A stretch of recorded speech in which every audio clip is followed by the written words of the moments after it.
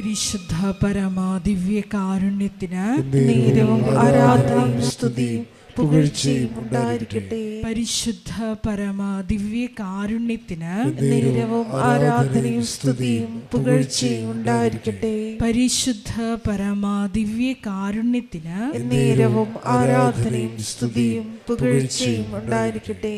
നമുക്കെല്ലാവർക്കും കൃപാസനം പ്രത്യക്ഷീകരണ മധ്യസ്ഥ പ്രാർത്ഥന ഏറ്റുചൊല്ലി പ്രാർത്ഥിക്കാം.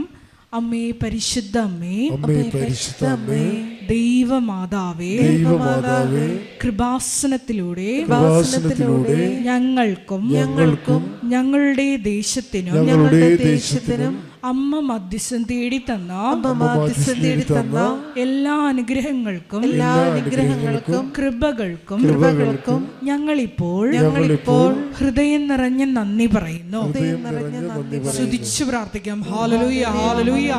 നാളിതുവരെ ഞങ്ങൾക്ക് ലഭിച്ച എല്ലാ കൃപകൾക്കും അനുഗ്രഹങ്ങൾക്കും നന്ദി പറയുന്നു. Hallelujah, hallelujah. മഹത്വം, മഹത്വം, ആരാധന, ആരാധന. ദൈവപിതാവേ നന്ദി, ദൈവപിതാവേ മഹത്വം, ദൈവപിതാവേ ആരാധന.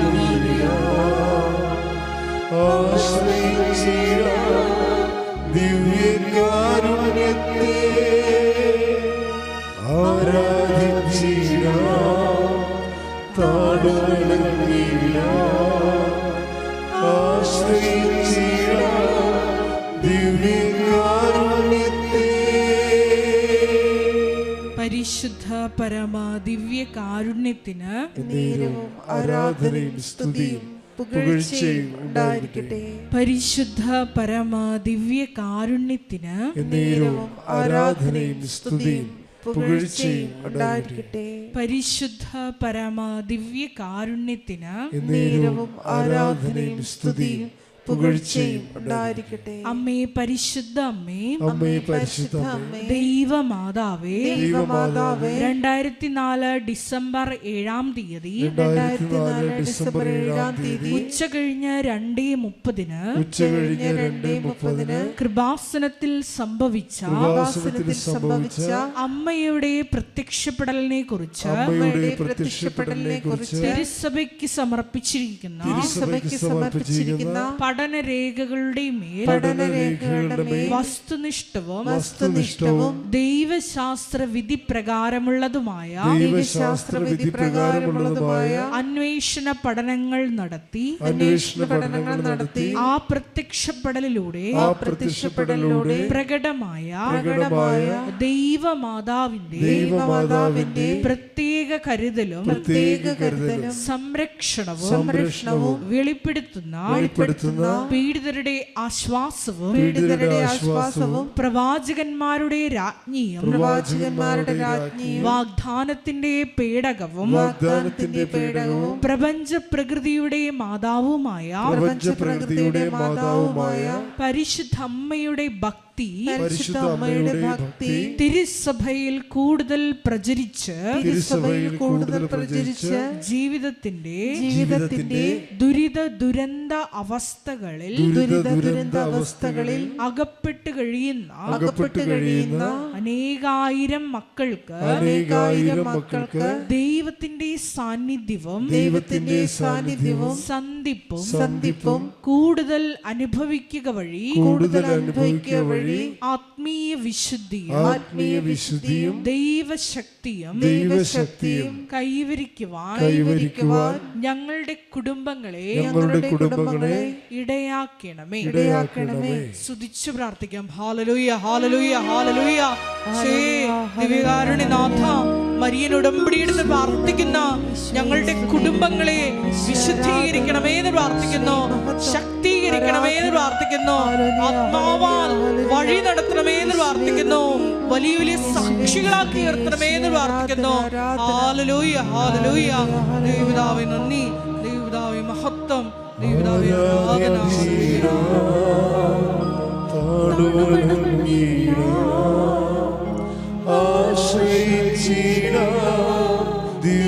ദിവ്യകാരുണ്യത്തെ ആരാധിച്ചിടാം,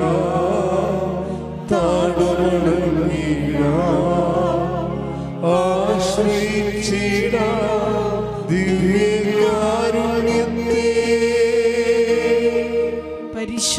പരമ ദിവ്യ കാരുണ്യത്തിന് എന്നേരവും ആരാധനയും സ്തുതിയും പുകഴ്ചയും ഉണ്ടായിരിക്കട്ടെ. പരിശുദ്ധ പരമ ദിവ്യ കാരുണ്യത്തിന് എന്നേരവും ആരാധനയും സ്തുതിയും പുകഴ്ചയും ഉണ്ടായിരിക്കട്ടെ. പരിശുദ്ധ പരമ ദിവ്യ കാരുണ്യത്തിന് എന്നേരവും ആരാധനയും സ്തുതിയും പുകഴ്ചയും ഉണ്ടായിരിക്കട്ടെ. അമ്മേ പരിശുദ്ധ അമ്മേ, അമ്മേ പരിശുദ്ധ അമ്മേ, ഭൂസ്വർലോകങ്ങളുടെ രാജ്ഞിയായ ഭൂസ്വർലോകങ്ങളുടെ രാജ്ഞിയായ അങ്ങേയ്ക്ക് അങ്ങേയ്ക്ക് ഭൗമ സംരക്ഷണത്തിനായി ഭൗമ സംരക്ഷണത്തിനായി പ്രപഞ്ച പ്രകൃതിയെ തന്നെ പ്രപഞ്ചപ്രകൃതിയെ തന്നെ തിരുസഭ പ്രതിഷ്ഠിക്കുവാൻ തിരുസഭ പ്രതിഷ്ഠിക്കുവാൻ ഈ പ്രത്യക്ഷീകരണം വഴി ഈ പ്രത്യക്ഷീകരണം വഴി ഇടയാക്കണമേ. ഇടയാക്കണമേ. പരിശുദ്ധ അമ്മേ, പരിശുദ്ധ അമ്മേ, ജപമാല മാതാവേ, ജപമാല മാതാവേ, സകല കൃപാസനം പ്രാർത്ഥനകളോടും ചേർത്ത് സകല കൃപാസനം പ്രാർത്ഥനകളോടും ചേർത്ത് ഞങ്ങളിപ്പോൾ പ്രാർത്ഥിക്കുന്ന ഞങ്ങളിപ്പോൾ പ്രാർത്ഥിക്കുന്ന ഈ സമൂഹത്തിന്റെ ഈ സമൂഹത്തിന്റെ പ്രത്യേക നിയോഗങ്ങളും പ്രത്യേക നിയോഗങ്ങളും മൗനമായിട്ട് നമ്മുടെ വ്യക്തിപരമായ പ്രാർത്ഥനാ വിഷയങ്ങളും സമാനമായിട്ടുള്ള ജീവിത ദുരിതങ്ങളിലൂടെ കടന്നു പോകുന്ന മക്കളെയും കൃപാസനത്തിൽ ജീവനോടെ പ്രത്യക്ഷയായ ദൈവമാതാവിൻ്റെ മധ്യസ്ഥയിൽ ദിവ്യകാരുണ്യ സന്നിധിയിൽ സമർപ്പിച്ച് നമുക്കൊരു നിമിഷം പ്രാർത്ഥിക്കാം.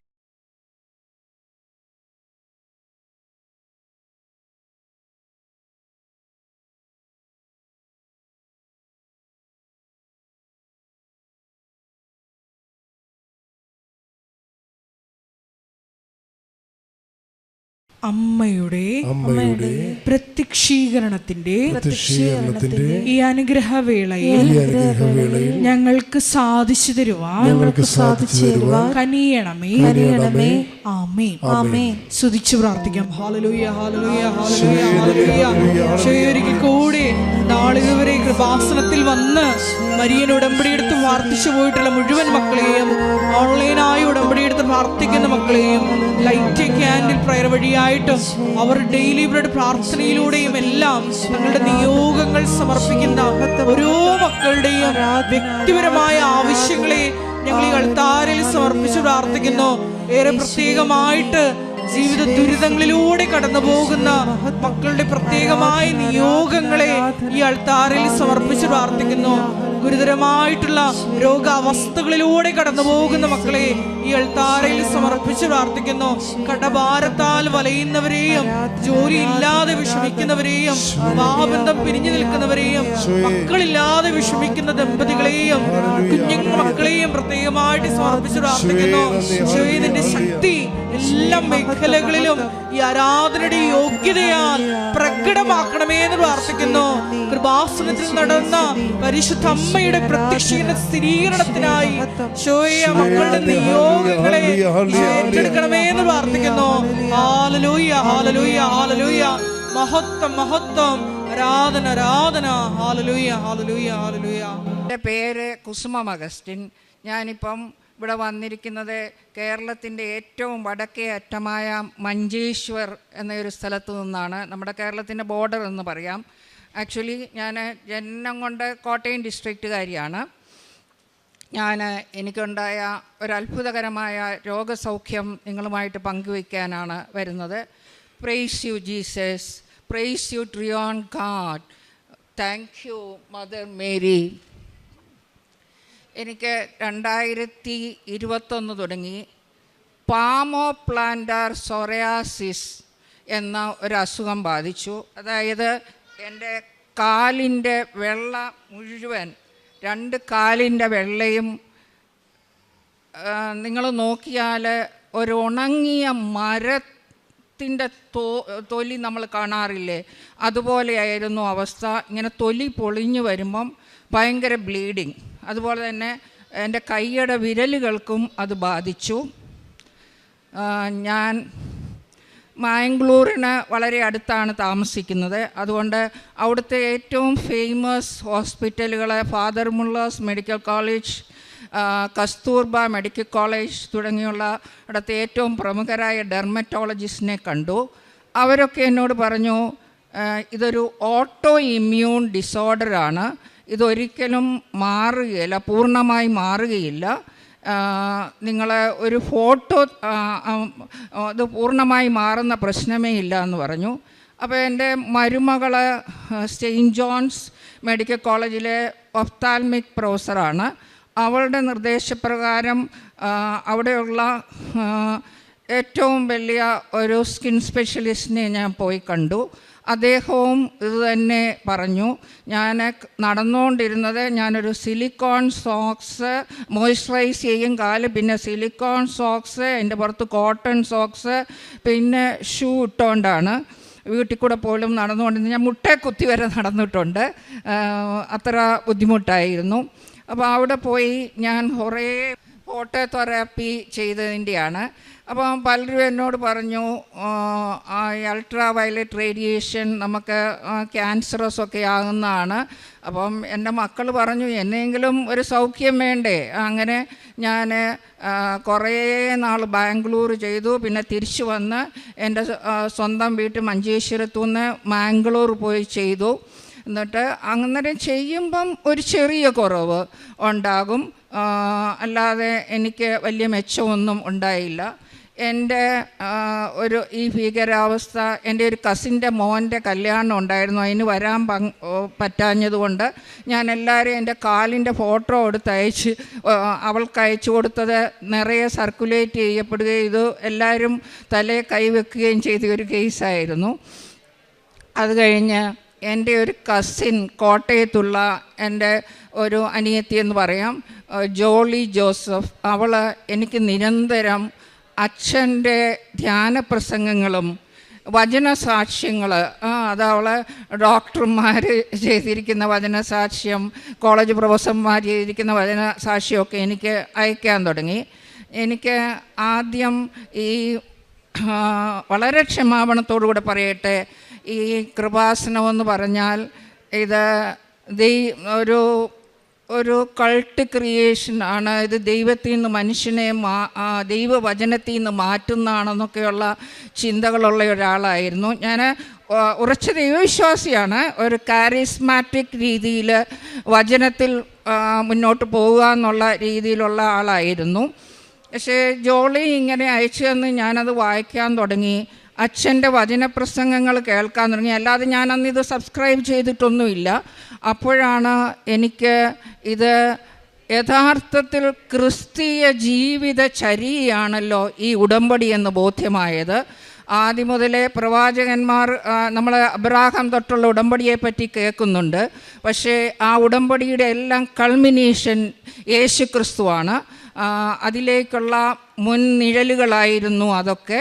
അങ്ങനെ ഞാൻ ബോധ്യമായി ഞാൻ ജോളിയുടെ വീട്ടിൽ വന്ന് അവൾ എന്നെ ഇവിടെ കൊണ്ടുവന്നു.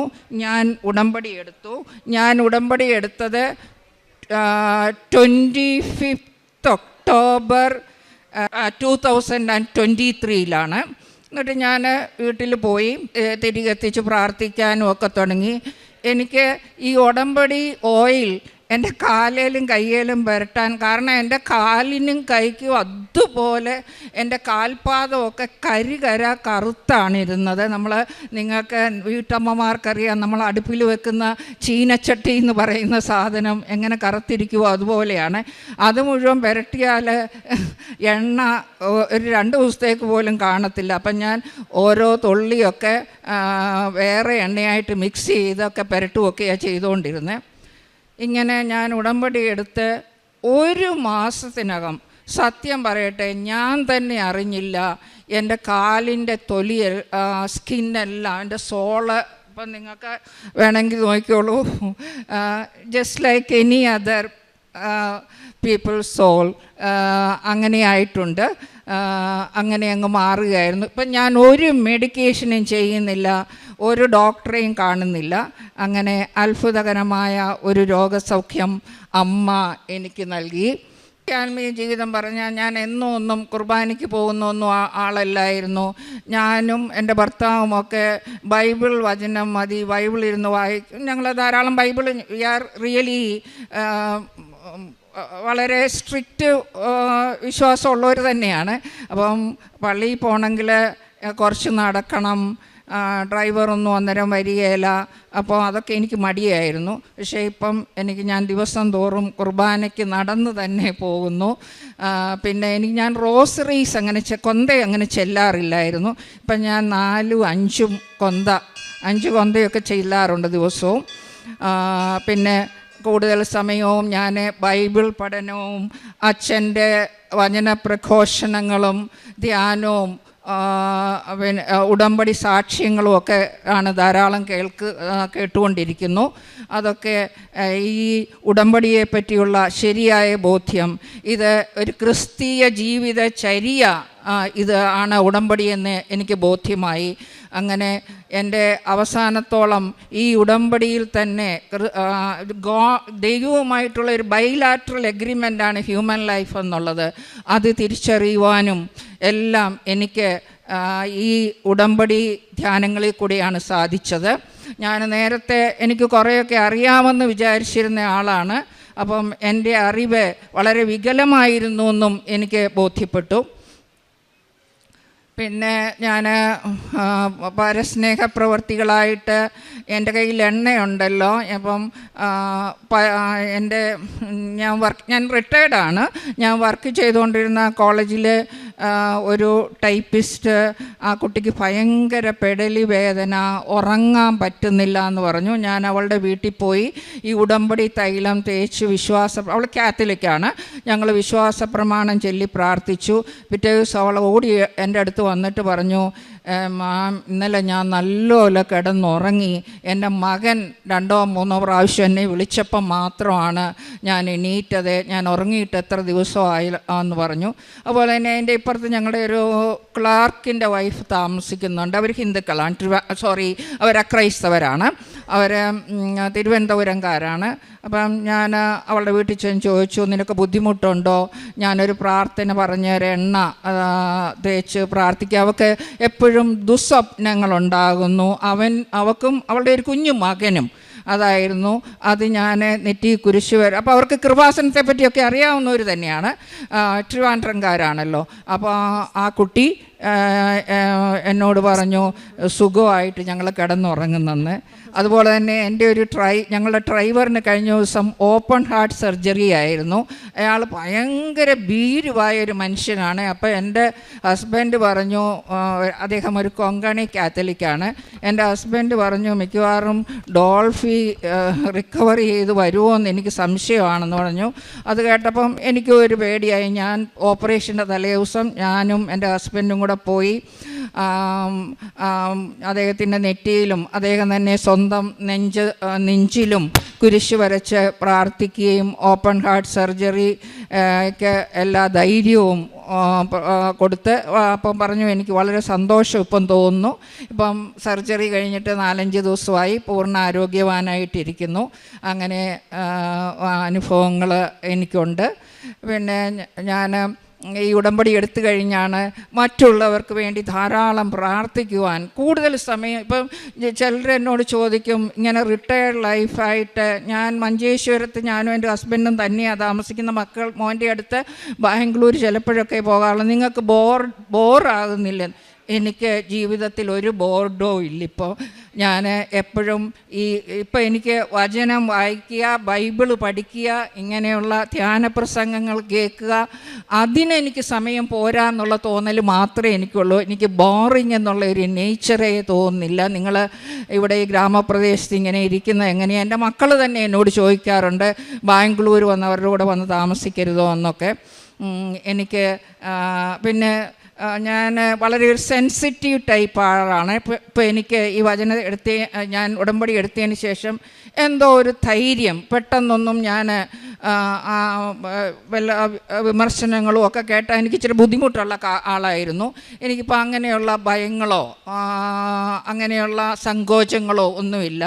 പിന്നെ ഞാൻ പേപ്പർ കുറേ 11 കെട്ട് പേപ്പർ പല പ്രാവശ്യമായിട്ട് കേട്ടോ. ഞാൻ ഇതിനു മുമ്പ് 2 പ്രാവശ്യം ഉടമ്പടി എടുത്തു. ഇതെൻ്റെ 3ാമത്തെ ഉടമ്പടിയാണ്. പിന്നെ 2 പ്രാവശ്യം ഞാൻ എൻ്റെ കസിനുമായിട്ട് ഇവിടെ മാതാവിൻ്റെ അടുത്ത് പ്രാർത്ഥിക്കാനായിട്ട് വന്നിട്ടുണ്ട്.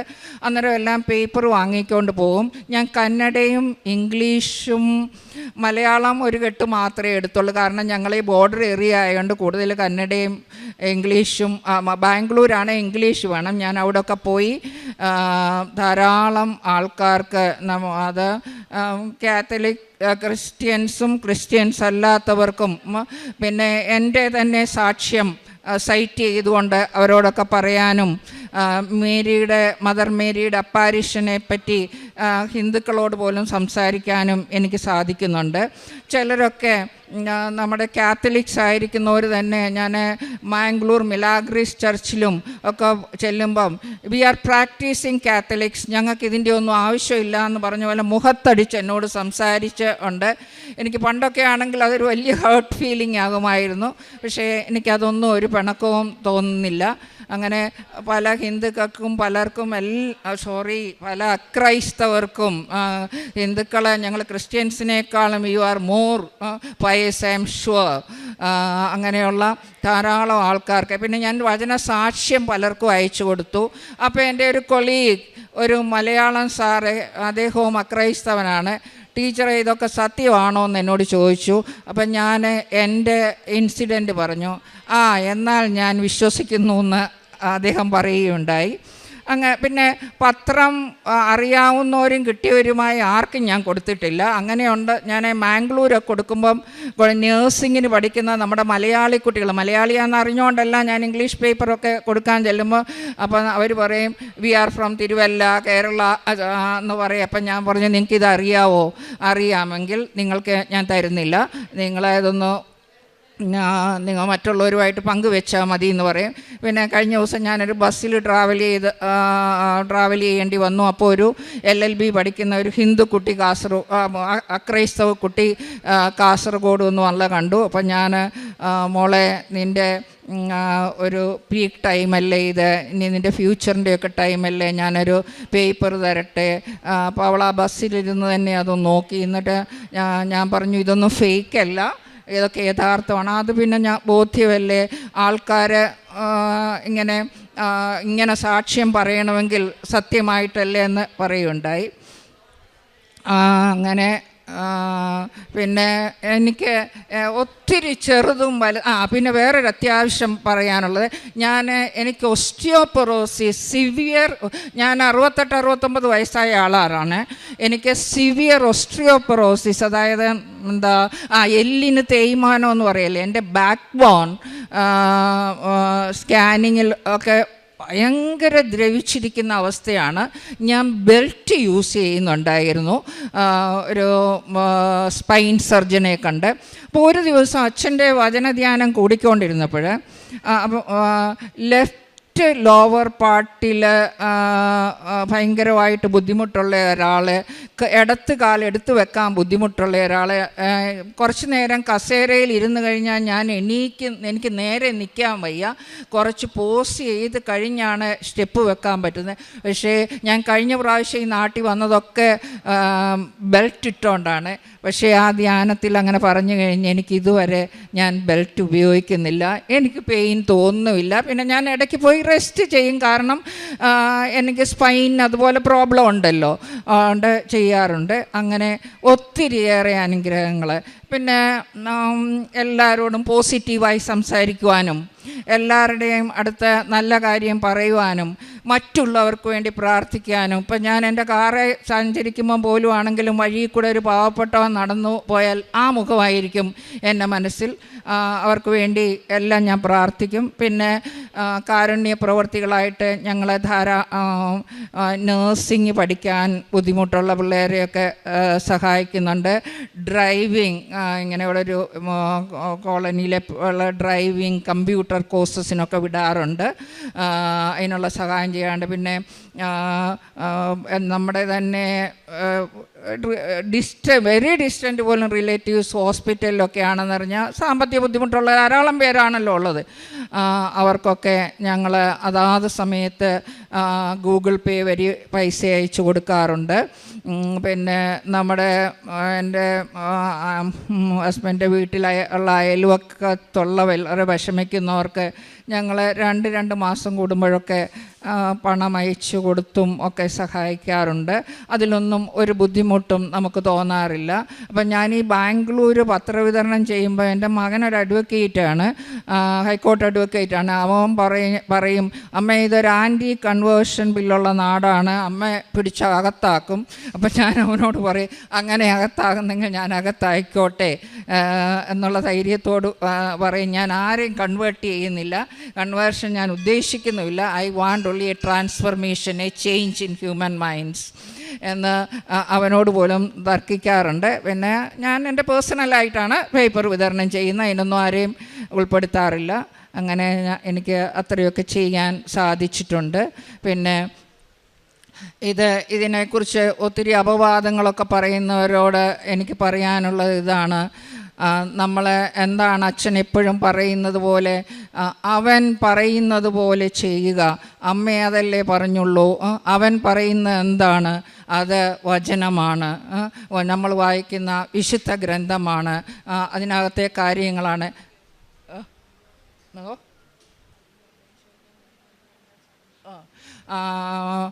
അങ്ങനെ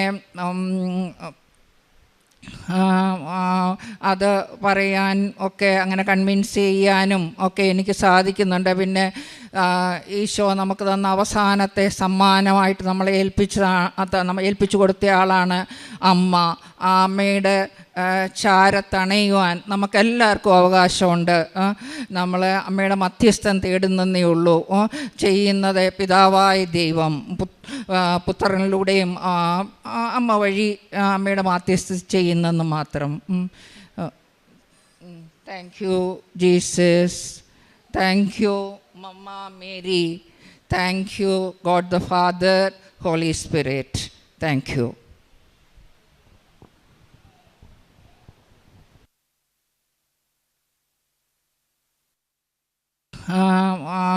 അത് പറയാൻ ഒക്കെ അങ്ങനെ കൺവിൻസ് ചെയ്യാനും ഒക്കെ എനിക്ക് സാധിക്കുന്നുണ്ട്. പിന്നെ ഈശോ നമുക്ക് തന്ന അവസാനത്തെ സമ്മാനമായിട്ട് നമ്മളെ ഏൽപ്പിച്ചു കൊടുത്ത ആളാണ് അമ്മ.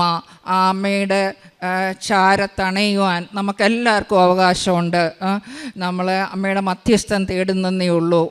ചെയ്യുന്നത് പിതാവായ ദൈവം പുത്രനിലൂടെയും അമ്മ വഴി അമ്മയുടെ മധ്യസ്ഥം ചെയ്യുന്നെന്ന് മാത്രം. Thank you Jesus, thank you Mama Mary, thank you God the Father, Holy Spirit, thank U.